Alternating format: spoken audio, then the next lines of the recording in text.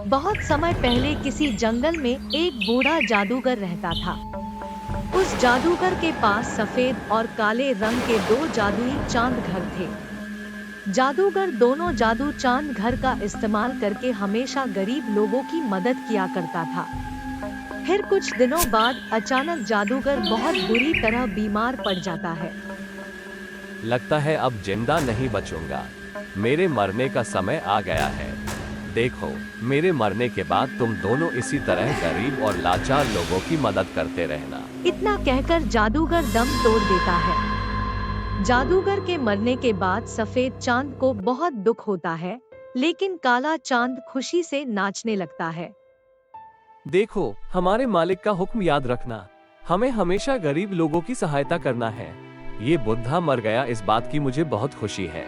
आज से मैं दूसरों को परेशान करूंगा। इसमें मुझे बहुत मजा आएगा। फिर अगले दिन दो गरीब औरतें उन दोनों से मदद मांगने आती हैं।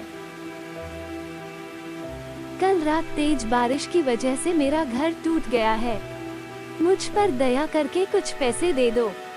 हाँ, मुझे भी पैसे दे दो ताकि मैं अपना टूटा हुआ घर ठीक कर सकूं। देखो बहनों, मैं तो सिर्फ अनाज प्रकट करने की शक्ति रखता हूँ, लेकिन ये काला चांद घर जितने चाहे उतने पैसे प्रकट कर सकता है।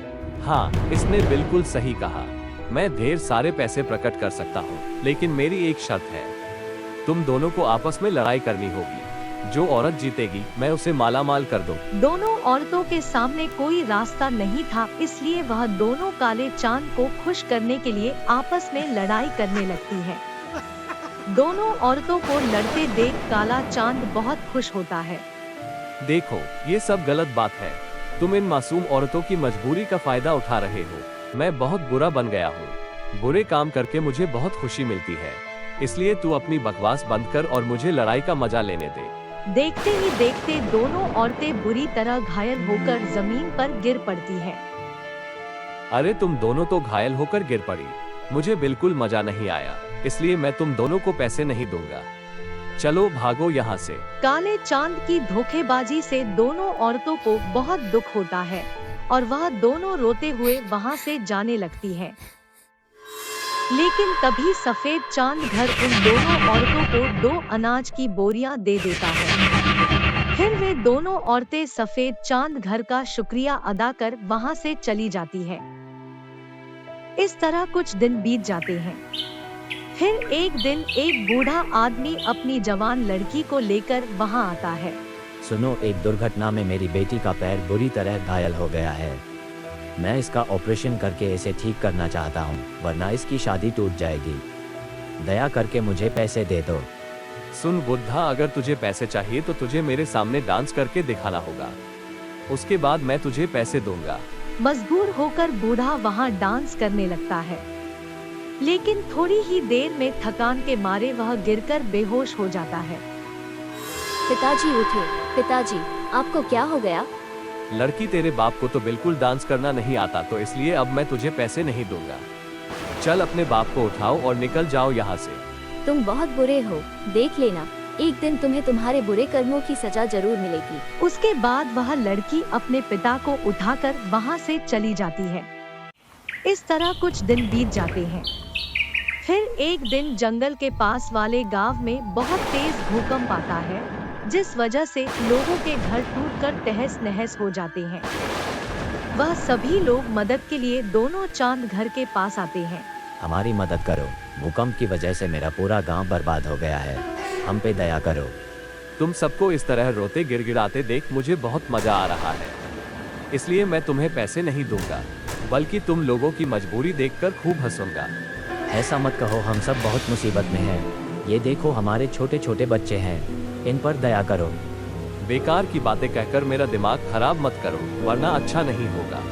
ये काला चांद बहुत बुरा है। ये कभी किसी की मदद नहीं करता। तुम सब बेकार में इससे बहस मत करो। देखो, मैं तुम्हें पैसे तो नहीं दे सकता, लेकिन हाँ, ढेर सारा अनाज दे सकता हूँ, जिसकी मदद से तुम सबकी भूख शांत हो जाएगी। उसके बाद सफेद चांद घर का दरवाजा खुल जाता है और सभी गांव वाले घर के अंदर जाकर ढेर सारी अनाज की बोरियां ले लेते हैं। उसके बाद सभी गांव वाले सफेद चांद को दुआ और काले चांद को बद्दुआ देकर वहां से चले जाते हैं। देखते ही देखते कुछ दिन बीत जाते हैं। फिर एक दिन उस जंगल में तेज तूफान आता है। तूफान इतना खतरनाक था कि वह दोनों चांद अपनी जगह से लुढ़कते हुए पहाड़ की चोटी पर जा पहुंचते हैं। दोनों चांद पूरी ताकत लगाकर अपने आप को बचाने की कोशिश करने लगते हैं। तभी वहां से गुजर रहे कुछ गांव वालों की नजर उन पर पड़ती है। अरे देखो, दोनों चांद घर खाई की तरफ गिरने वाले हैं। हमें उन्हें बचाना होगा। सभी लोग उन दोनों को बचाने पहुंच जाते हैं। देखो, यह सफेद चांद घर बहुत अच्छा है। यह हमेशा दूसरों की मदद करता है, इसलिए हम सिर्फ इसे बचाएंगे। उसके बाद सभी लोग सफेद चांद घर पर रस्सी बांधकर उसे खींचते हुए पहाड़ी की चोटी से दूर ले जाते हैं। तुम सबने तो उसे बचा लिया, मुझे भी बचाओ, नहीं तो खाई में गिर जाऊंगा। तू बहुत बुरा और दुष्ट चांद है। तूने हमेशा दूसरों की मजबूरी का फायदा उठाया है, इसलिए हम तुझे नहीं बचाने वाले। फिर सभी गांव वाले उस काले चांद को धक्का देकर खाई में गिरा देते हैं। खाई में गिरते ही उस काले चांद के टुकड़े टुकड़े हो जाते हैं। इस तरह उस दुष्ट चांद घर का अंत हो जाता है। अगर आपको कहानी पसंद आई तो लाइक और सब्सक्राइब जरूर करें।